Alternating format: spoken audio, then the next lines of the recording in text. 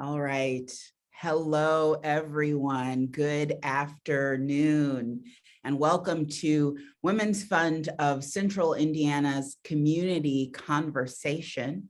Today, we're going to talk about what I think is a very important topic of women in the workforce and taking a closer look at how 3 organizations are supporting women in Central Indiana, especially during pandemic.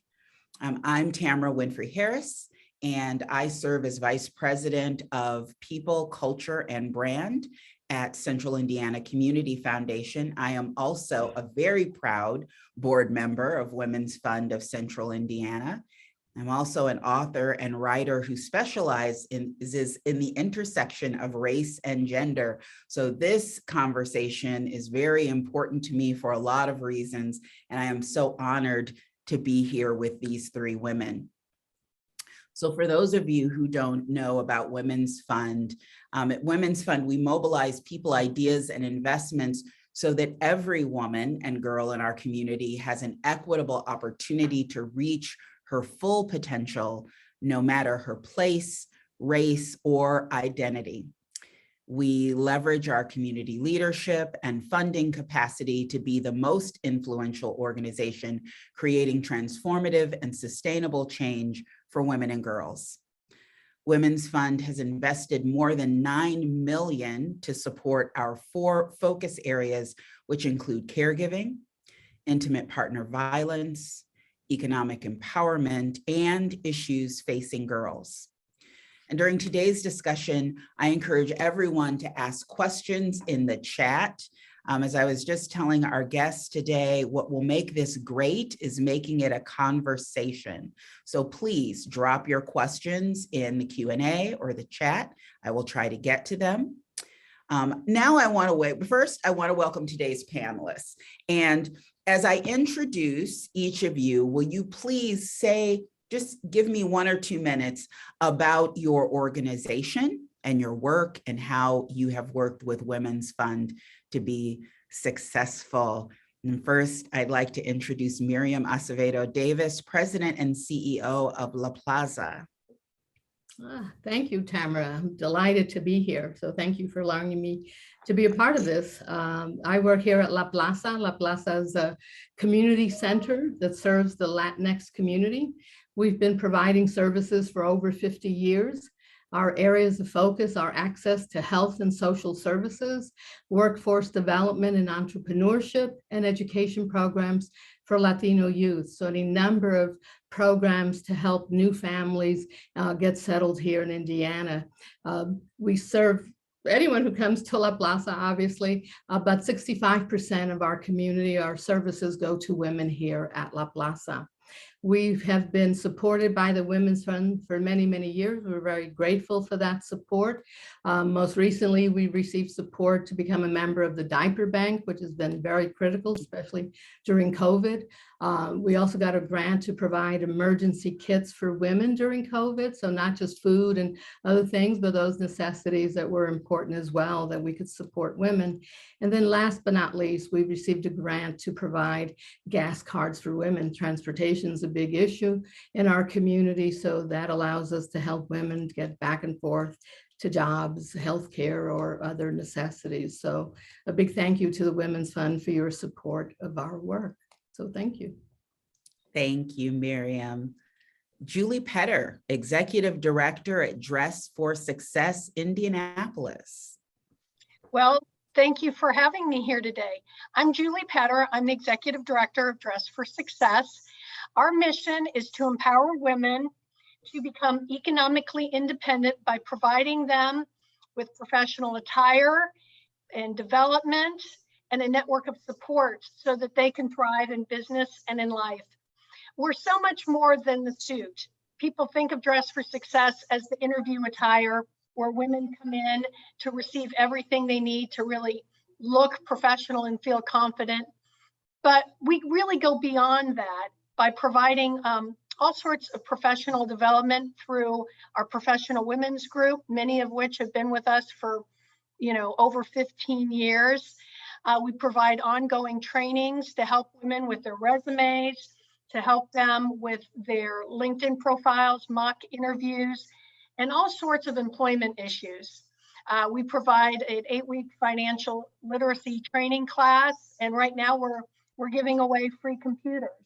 Really, it's to help women move from any job to the better job to the career job. There's a lot of jobs available in Indianapolis right now, but we know at Dress for Success, our average client that has at least one child and is a single mom, they have to make at least $23.15 an hour just to be pulled out of federal poverty level. So that's a long-term journey, and that's what we are working on day in and day out to achieve. Thank you, Julie. And Debra White, Deputy Director at Flanner House. Welcome. Thank you, Tamara. Thank CICF Women's Funds for this opportunity to come and share with two wonderful women who are making a difference in the community. I've been with Flanner House for now 9 years, going on 10, served in two capacities, currently Deputy Director, but also over social services, which is ultimately a passion of mine. Serving in that role has helped me to see that I get to come in every day to 124 years of history that has been a hub within our community, from the ages of infants to up to seniors. We have been able to serve as a child development center, one of the oldest African-American or Black child development center here in Indianapolis.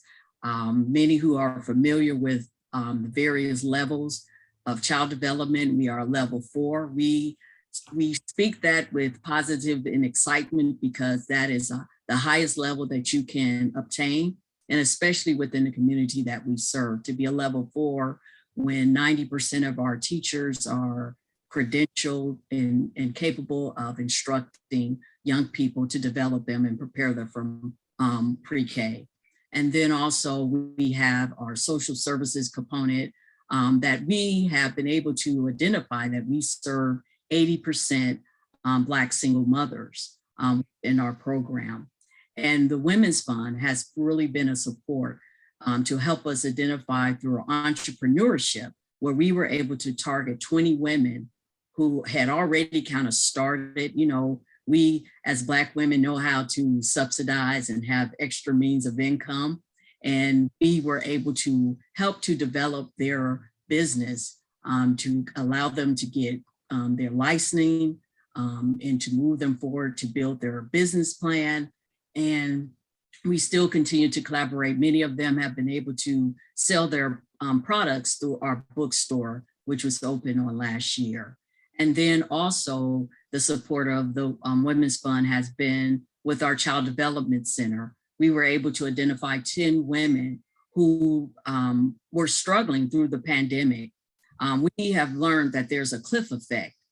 Just $1 could throw them off all assistance. And we have many of women who are in that category, who are trying to maintain and grow within their life to break cycles, and then ultimately are targeted to have that cliff effect. And these funds were a great help and support. And also, as Miriam shared, gas, which we all are feeling that impact, but we can only imagine in our community. So that was a great support as well.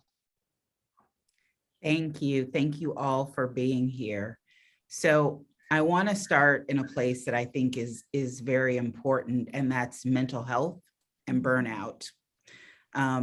You know, you've all just spoken. We know that many women are vulnerable every day. Yes. And are dealing with a lot every day. And now recently, on top of that, we have the pressures of an ongoing pandemic. We have a racial reckoning that we're in the middle of. We have war. We have changes in economy that add more pressure. Here's Lean In recently did a report with McKinsey and Company, and they said that women, it's the Women in the Workplace study, they found that women are even more burned out than they were a year ago during the height of the pandemic. and that burnout is escalating much faster among women than men. And a recent CNN poll found that 72% of women said they faced a disruption in their mental health. What are you seeing? What has been the effect on your clients? And Julie, I'm going to start with you because you were starting to speak about this a little bit before we started the webinar. Well, it's such an important topic. And, during the pandemic, I think you heard a lot about how we all had to weather the storm. But the truth is, some people were weathering the storm on a yacht, and some people were weathering the storm on just a small wooden raft. We did a survey in 2020 for our clients and found that 90% were impacted by the pandemic. And their experiences were very difficult, but all very different, but all very difficult. We had women who were, they weren't able to stay home. They had to go to work every single day. They were in positions where COVID or no COVID, they were the breadwinner of their family, and they had to go out, and they were frightened. Many of them got COVID. It created a considerable amount of anxiety and fear. And then we also had women who had either lost their jobs because they were in industries like retail, food service, hospitality, areas that were tremendously impacted by the shutdown. So they had loss of income. And then we had women who had hours that were reduced and then reduced income. Tremendous amount of stress and pressure that these women felt from everything from, having to have children and additional family members move home to dealing with just that loss of income. So what we found with our clients was isolation, fear, depression, anxiety, and stress. And many of the clients had some of those issues before, and the pandemic just really heightened that quite a bit.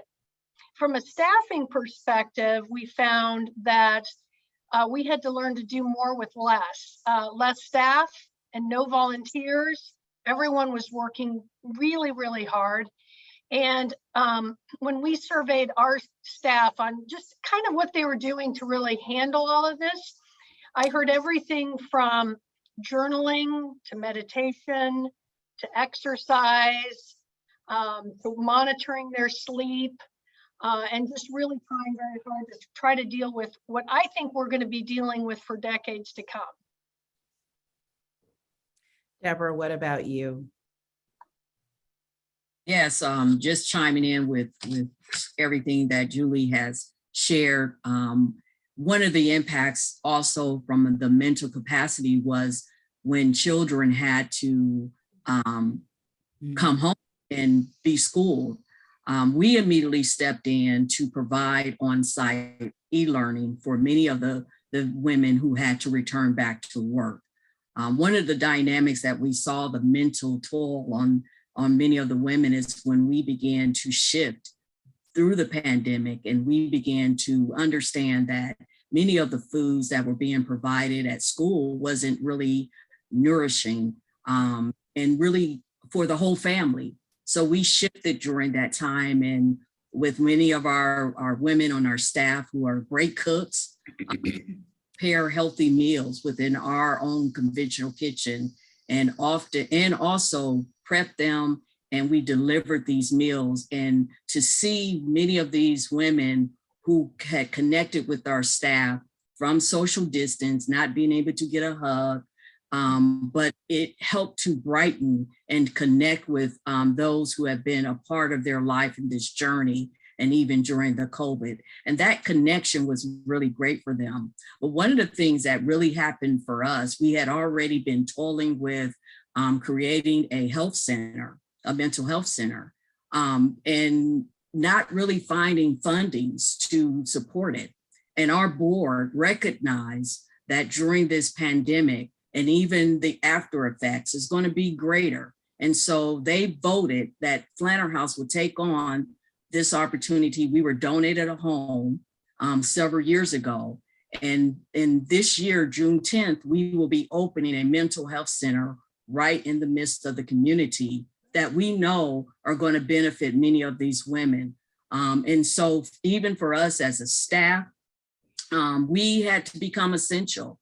We still had to come in, but what we did, we made sure that there were those days where we did not work for those, especially for our women who were doing a lot of the prepping and preparing the meals, that they were taking care of themselves. So I would come in and just give pep talks and time for them to share where they were at, their anxieties, their fears, and also to make sure we have therapists that are on site as well, that they were maintaining their own self-care during this time.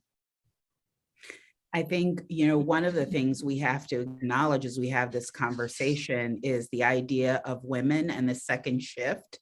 So, you know, I don't know how many of you have heard about this, but, you know, women tend to work whatever hours we work at work. Maybe it's 9 to 5. And then you come home and you work again, because women are disproportionately the caregivers. They're the caregivers of family. They're the caregivers of aging parents. They're the social director for the family, the calendar director, even more so in some cases with women of color. There's been a rise of breadwinner moms, so women who are head of household. So the compounding pressures at work and the compounding pressures in personal are affecting women uniquely. And we have not figured out, for all our talk about self-care, we have not figured out what self-care looks like when women are under-resourced. Yes. And you're not going on a spa vacation for the weekend. Yes, Or yes. a mani-pedi. Miriam, what do you have to say? Yeah, I would add to what my esteemed colleagues have said. We saw an increase in isolation, fear, stress, anxiety, depression, lack of focus. So many of our clients who were reaching out to us virtually or in person, you know, were exhibiting those symptoms. And so we quickly had to pivot to make sure we were helping to address those issues. We entered into we had a partnership with Reach for Youth to provide services for our victims of domestic violence and their kids. And so pivoted and said, can you do more to support our families, particularly around social emotional learning? So also started doing more with webinars, town hall meetings, et cetera, to provide critical support and information to our families, how to deal with those. What is depression? How to recognize it, how to deal with anxiety, especially in little ones, especially in our children.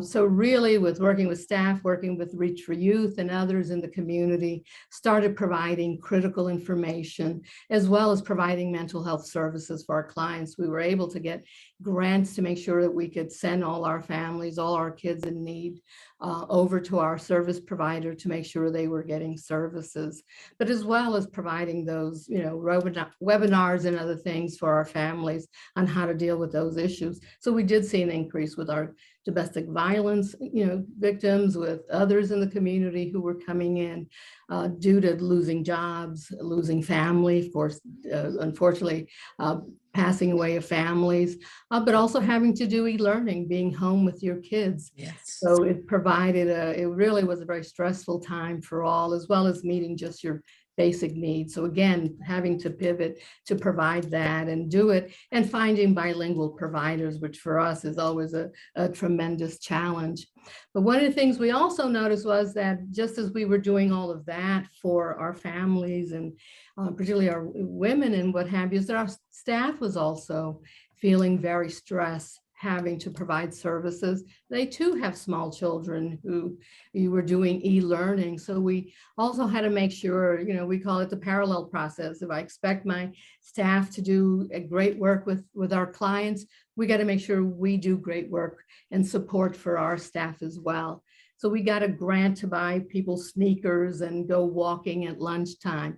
We ordered in healthy lunch. We let people go home early if you had to bring your kid in. So we also made sure that just as we were supporting our community that was under a lot of stress, like many of us, making sure that our staff was also receiving the support and everything from going to get ice cream. We probably ate too much ice cream in Tres Leches, Kate, but making sure we also gave out bonuses and let people leave early to get a jump on getting to the supermarket. But last but not least, making sure we all go out at lunchtime and walk around the building, get in some fresh air, and get some exercise. So we felt it was very important as well to support those activities as well. It's so great to hear in your answer, one, how you are supporting and holding down your community, but also how you're supporting and holding down your team and yourselves, because what you do is so critical. And very often we forget that part. So during the pandemic, we saw a lot of women leave the workplace, the Great Resignation, for a variety of reasons. But women are also coming back to the workplace and being more specific and articulating exactly what they need from employers and holding us accountable. The March 2022 Institute for Women's Policy Research study found that women want to earn a living wage, they want health insurance, they want retirement benefits, and they want more flexible schedules. So how are your organizations helping clients to articulate their needs as they re-enter the workforce? Or are these needs and are these demands, are we seeing these more and more privileged women, or does everyone now have the freedom to say, I want a flexible schedule? Julie? So great question. Dress for Success, a worldwide network.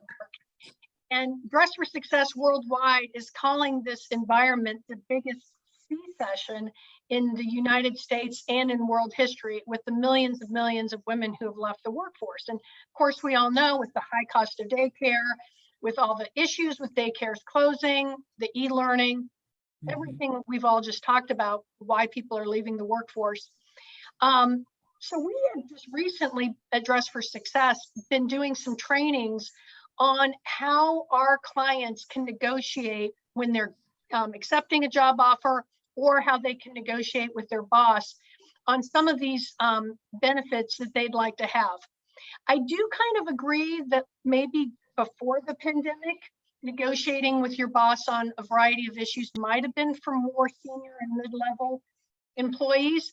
But now, our facilitators and trainers and experts in the field, we're encouraging all women to ask for what they want. And that may be salary, but that might be benefits, that might be flexible work from home, hours, car stipend, gym memberships. I mean, there's just a variety of things that women can ask for when they're accepting a job, or that they can ask for their employer now. And so that training has been really, really, I think, helpful. So many women just haven't really negotiated in the workplace like their male counterparts have. And that's women at all levels, from entry level to senior level. We don't always ask for what we want. And so Dress for Success, we are doing ongoing training to help women receive the tools and tips that they need to really learn how to negotiate. Debra or Miriam, anything you'd like to add to that? Yeah. I would say, because of our demographic, I mentioned earlier about the cliff effect, that many of our women may fall into the category with who are not privileged. And so one of the advantages that we have been able to do for those individuals who are having subsidized support to get them to. So we are one of the 8 original Center for Working Families, which deals with financial literacy as well as employment, moving towards careers. And so what we have been able to do is introduce many of these women to that program, where we work with them one-on-one around their finances, but also ultimately around employment, but recognizing that moving them towards a career, I think many of them, their eyes were open to see that they did not have the advantage of working from home. And so we've been connecting many of these women into a better position because we don't know what other pandemic beyond COVID will happen that will put them in a position so that they can be better moving forward. So we've really been spending time investing. Last year, we were able to celebrate one of our women who moved towards our career was able to become a homeowner in the midst of the COVID because she took advantage of the Center for Working Families working on her credit, really beginning to put herself in a position where she could find not only herself, but a legacy for her children. So we were able to say, hey, indie rent may not always be around, you know, and the energy assistance, those resources may not always be there. How can we help you get to a better position without the cliff effect? And so making those miniature, but yes, milestones for them to move forward. Do you see, I love that women are being empowered to ask for what they want and they need. I wonder, you may not be able to answer this, like, are we seeing a change, a systemic change though in employers? Because I'd like to think there was some wake up call as people begun to see that they didn't have enough employees to operate. And that, you know, many people were deciding that it is not worth it for me to come to a job that barely allows me a livable wage and risk my health and risk other things. So I wonder, are you seeing a shift as women are asking more? Are you also seeing that employers are answering those calls for the things those employees need? Yeah, I've seen, because there has actually have been women who have come back who we have relationship with, and they have shared how their income and benefits have gone up due to, unfortunately, had to take the pandemic for many of these changes to occur. Where they've come back and they were like, hey, are there other women that we have within our program that we could refer to their companies? And many of them have been able to have flexibility to spend time with their children or to come home. I've seen a few of them, but there's still yet, I believe, some challenging pieces from a growing, because I just wonder how far will they be able to grow within the company? Yes, they're giving them good salaries or benefits, but can they arrive to other positions? And that's where we're pushing so that they're never settled, because what will happen, they'll get tired of just getting the monetary, but how would they be rewarded by promotions? And that's the piece that we're pushing for. Miriam, We've had a different experience. We serve a largely undocumented population. And so while only 30% of our population is undocumented, a large percentage of the women who come here are undocumented. And unfortunately, they don't have those options. They have to take jobs they can get, often at lower wages. If they complain or ask for more or try to negotiate, you know, they're threatened with, we're going to call ICE on you, or we'll turn you in, or we can find someone else. So we're not finding the trickle down benefits of what the economy, the post-COVID economy has had to offer. And so for many of our women, they continue to see, challenges, discrimination, stereotyping, and other challenges at work. So unfortunately, when we work with our women here, we're not seeing that, and largely due to their undocumented status. Now, what we do, and we recognize that and then have to deal with that, is how do we develop self-agency within that context? How do we help women gain a voice or articulate that? And what are the resources in the community? So if there is wage discrimination or discrimination or other things, there are things that we can do legally in working with other partners in the community, EEOC and others. So it's not just happens in a vacuum. We are able to call employers and lodge a complaint or advocate, but more importantly, helping our women develop self-agency as well. Recognizing that, we also started a new program, Latino Opportunity Center, which is based on the Center for Working Families, which specifically works with women to address those issues, how to negotiate, how to get those jobs that pay a livable wage, and make sure that women have the resources, services they need to partake in that economy, as well as entrepreneurship. So we have a real challenge with our women who are undocumented, but also looking at ways to help with that self-agency, but also developing programs that further develop and provide skills and bundling of services to help families, particularly women, move up in the economic world. So it's a real challenge for our community that we serve. Thank you for that. And I want to remind everyone who is listening that if you have questions or comments, to please put those in the Q&A or put them in the chat, and I'll make sure that we share them. We talked a little bit about women as caregivers, women in the second shift. A recent CNN report found that since the pandemic, 70% of working women said their jobs saw some level of disruption, so major or minor. 59% reported disruptions to their financial stability. About half, 51%, said they faced a disruption to their access to health care. About 49% of women with children younger than 18 said they saw disruptions to their childcare situations, not surprising. These are national data points, but we know these issues affect women in our community because you've just been talking about many of these.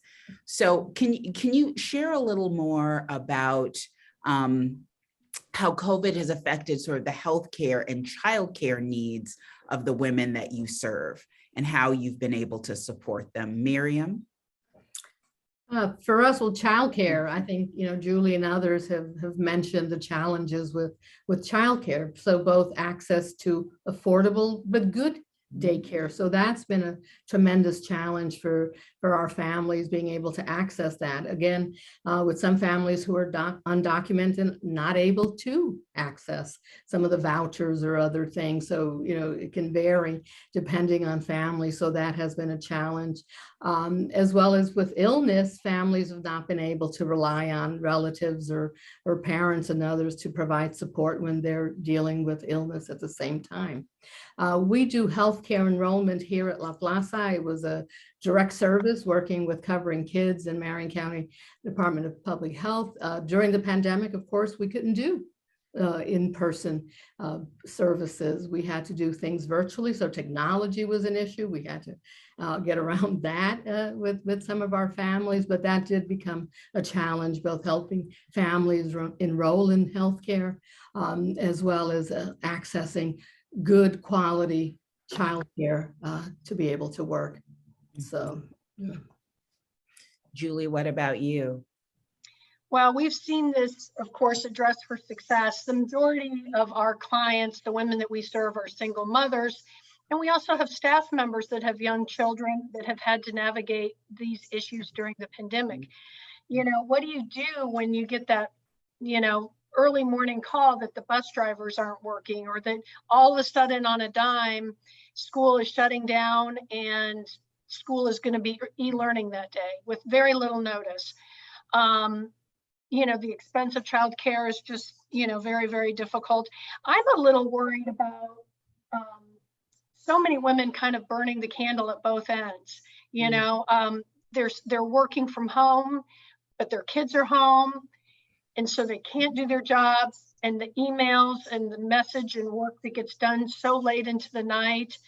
I also know that there's also the concern of young children that are left unattended with older sibling that, you know, is really not old enough to be taking care of the other kiddos. You know, just that family dynamic is so difficult. We have a Dress for Success, a success coach that has been working for almost 20 years, that really is like a social worker. And our clients can work with her one-on-one to try to discuss some of these issues and to really help them come up with a strategy and a game plan. But it's been tremendously difficult, and you can't underestimate that.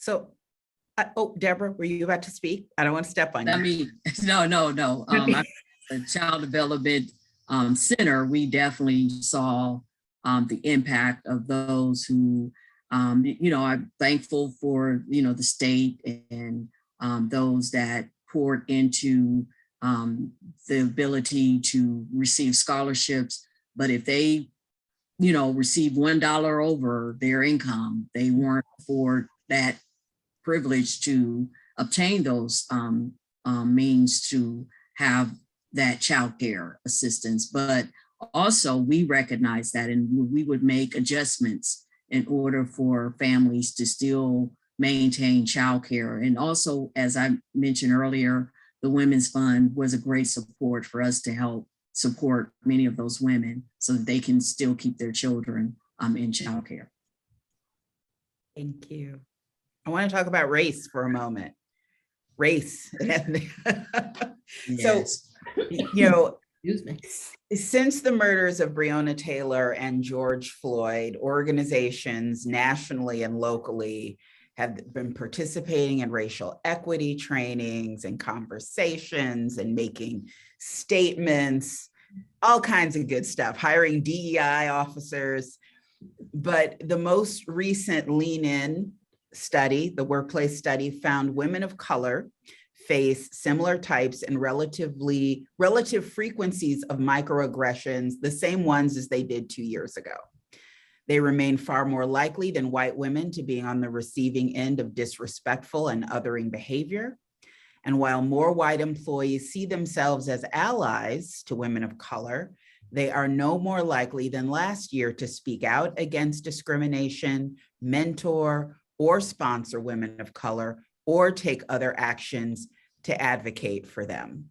And for those of you who may not know, so if you're hearing the word microaggression for the first time, microaggression is defined as like the everyday, subtle, intentional, and sometimes unintentional interactions or behaviors that communicate some sort of bias toward a historically marginalized group of people.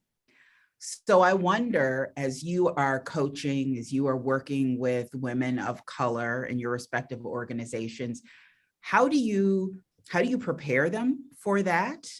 And how do you prepare them in this environment where, again, they're under unique stress, and we're talking about race all the time now and in the workplace, and now they're walking into those spaces. So how do you prepare them for that? And for the disparities that they're going to face? Tamara, I can say at Dress for Success, we just did a training this week on how to have difficult conversations at work. And it was specifically our speaker who had told us that she had had some recent personal experiences in this space. The other thing that I think is so critical is confidence building. And that's something we really strive at Dress for Success, is to work with women on their confidence. Because, you know, if you can't have confidence to have these tough conversations, you know, you really, so many women would not feel comfortable, you know, bringing those issues up. Miriam, you spoke about this a little bit earlier. Can you expand? About, oh yeah, and for us, particularly in our Latino Opportunity Center, certainly as we prepare women to enter the workforce or to seek higher employment, certainly the whole issue of self-agency, how to have those difficult conversations, what are microaggressions. Unfortunately, we talk about things and people don't always understand, you know, the stereotyping, the mansplaining the different things that go on, or people saying something about your accent or not. So if I have another person tell me how articulate I am, I'm going to scream, but that's another conversation. So certainly we work within our Latino Opportunity Center in our domestic violence program of helping women understand getting their voice, developing self-agency, confidence, as Julie said, how to have those difficult conversations. But that's a real area of focus as well in our Latino Opportunity Center. How do we prepare women to recognize that, how to deal with it, and hopefully prevent it in the future. But as women of color who navigate that all the time, it's also how to push back on that and not scream. So we teach them how to not scream as well. So. Well, scream in private. Sometimes you gotta scream. Oh yeah, you gotta scream. You do it. Get in the car and scream. Yeah. Stop mansplaining me. Yes. Debra. I would say one of the things that we have been able to do is kind of work directly with employers in raising these challenging issues with them. Because as we often share with them, we're not going to make referrals of our clients, knowing that they're going into a space that will trigger already traumas that are happening in their life. So we've been able to directly work with employers. Brandon, our executive director, is often asked to come and speak on this very area. And we ourselves as staff have been under his own training around it so that we are adequately prepared when we are speaking to employers that want to come to our job fairs.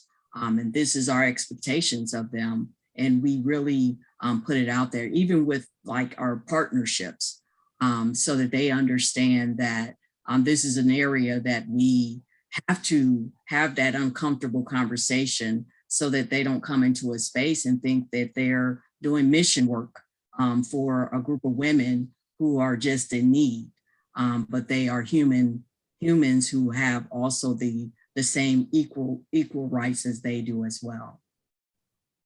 I also think this kind of goes back to what you all said at the beginning. So it goes back to mental health support, because, you know, I don't know any woman of color who is alive and breathing and has been in the workforce that does not know that microaggressions, sadly, that microaggressions and macroaggressions, that it's not fair. And we know that. We see that in the inequity of our pay. There are not enough women of color in boardrooms and C-suites. Like, we know all of that, but how do you deal with it? How do you push back? And how do you protect your mental health in an environment where, organizations are talking a lot about race, but, as the statistics I just shared show, not everybody is actually doing the work. And is instead talking.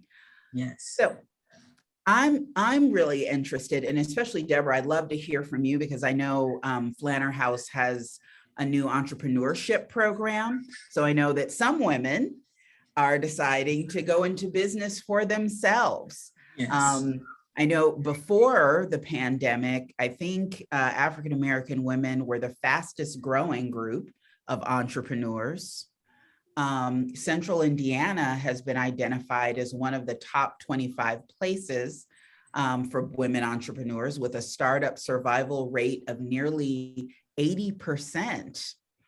So that seems to sound like great news for women in our community, but I wonder what you're seeing in your clients or women in your community who are starting or expanding their own small businesses. Yes, as you mentioned, prior to COVID, it is a very high number, which we were able to identify through Well on Your Way, which is the entrepreneurship for Black women. We had 20 women who signed up, and we were actually able to, which was a success for those 20 women, to complete all of the workshops that were held on a Saturday from 9 till 1 o'clock. And we had various women from the community to come in and present. But through this time span, they were able to get their businesses licensed as well as to build a business plan. Because once they were shifting from the workshop that we were holding, we wanted them to be in a better position to really market their produce, their products that they were selling, from clothes to various brands of candles, some for speaking. I mean, it was in author books and all. It was a variety, and it was interesting to see how many who were still in their current jobs were able to build this other stream of revenue through their own personal business. And so we wanted to solidify that and to let them know that they were well on their way. And we wanted to be a part of that support. And so even during the COVID, one of the things that we were finding, many of the women weren't returning back to work because they found their niche and was able to launch their business and make it work so that they didn't have to return back to their workplace. So within our bookstore, as I mentioned, we have 140 products through 140 individuals, which 90% are Black women who are selling their products right out of our bookstore. Because once again, during that COVID, they had time to really invest and spend time on building their product. Love that. Julie, are you seeing, even as you are preparing women for success in the workplace, are you seeing women who are also working on their own businesses? Absolutely. And Deborah, I love hearing those success stories about women-owned businesses. Yeah, Dress for Success, we are absolutely finding that during the pandemic, many women were utilizing maybe skills that they had, expertise that they had, to try to either have a side gig to supplement their income. These are very smart, resilient women. And that was an avenue to kind of get extra income in, or just start their own business. We have had such demand for help in this area that we've been launching trainings on how to get your business online and how to grow your business, and had some specific coaching and training in that regard.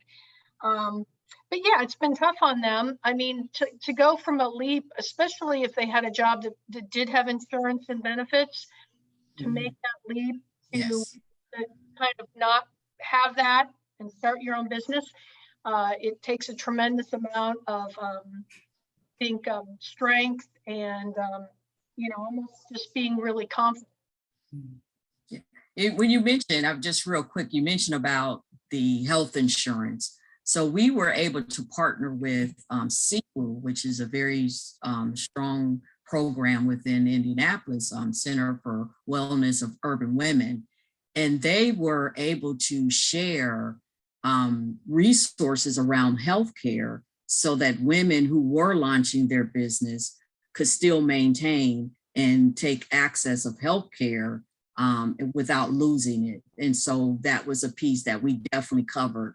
Because sometimes that is a hesitation of how do I maintain my health care, but also for some women who had health care for their children and not for themselves, we were able to make that happen as well. That's fabulous. Miriam, what are you seeing?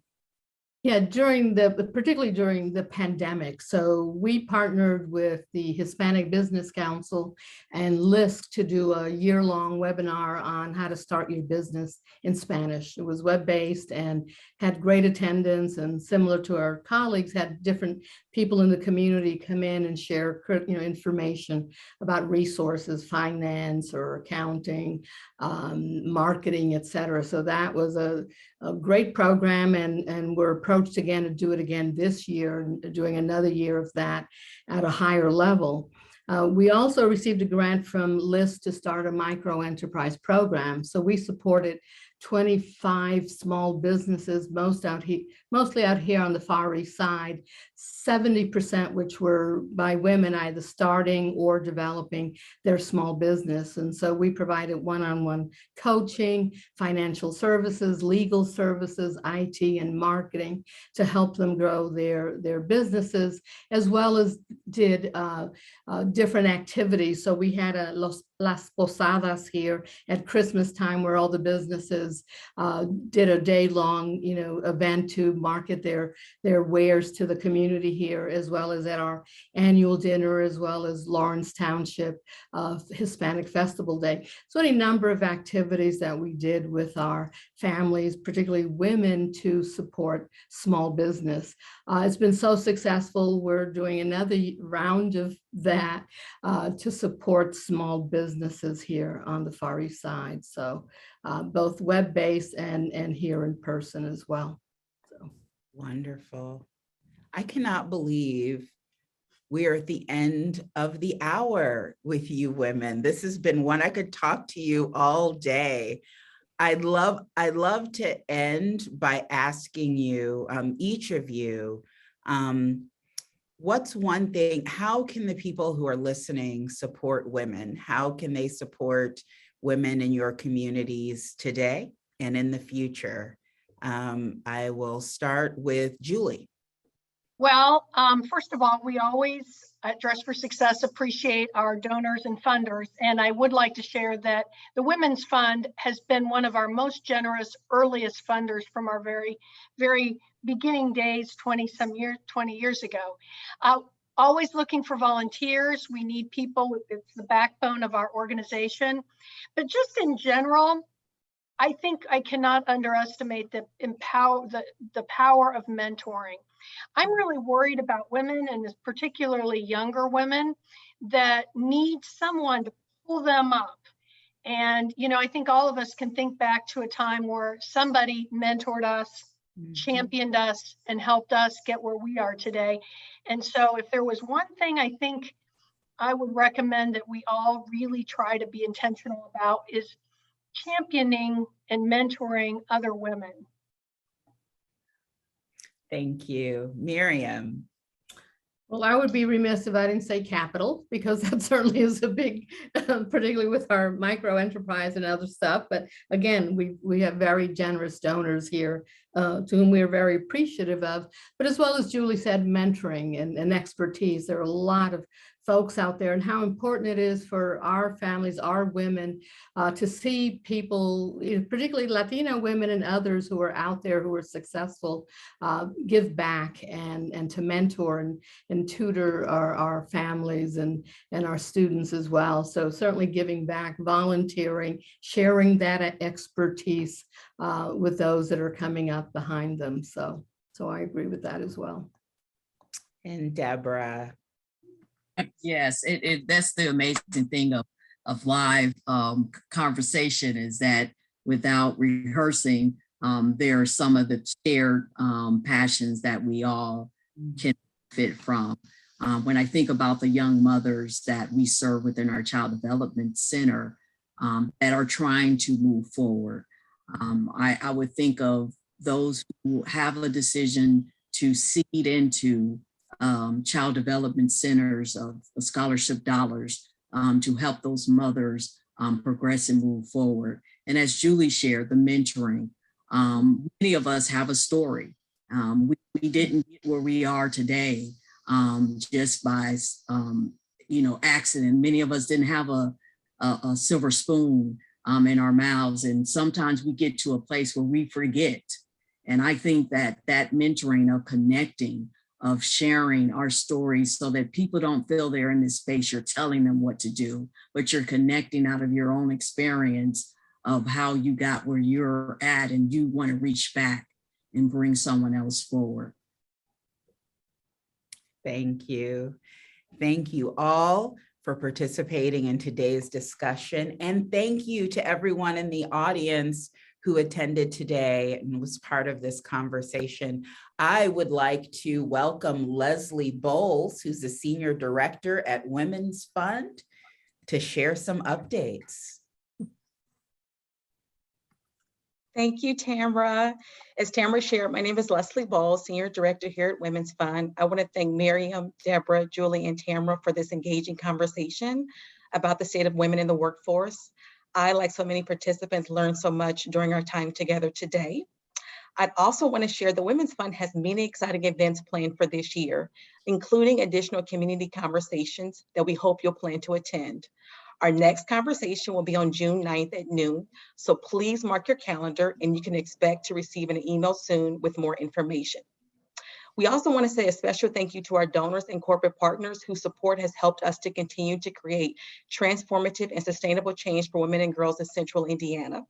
If you'd like to learn more about Women's Fund or how to support our work, please visit our website at womensfund.org, or you can connect with me at leslieb@cicf.org.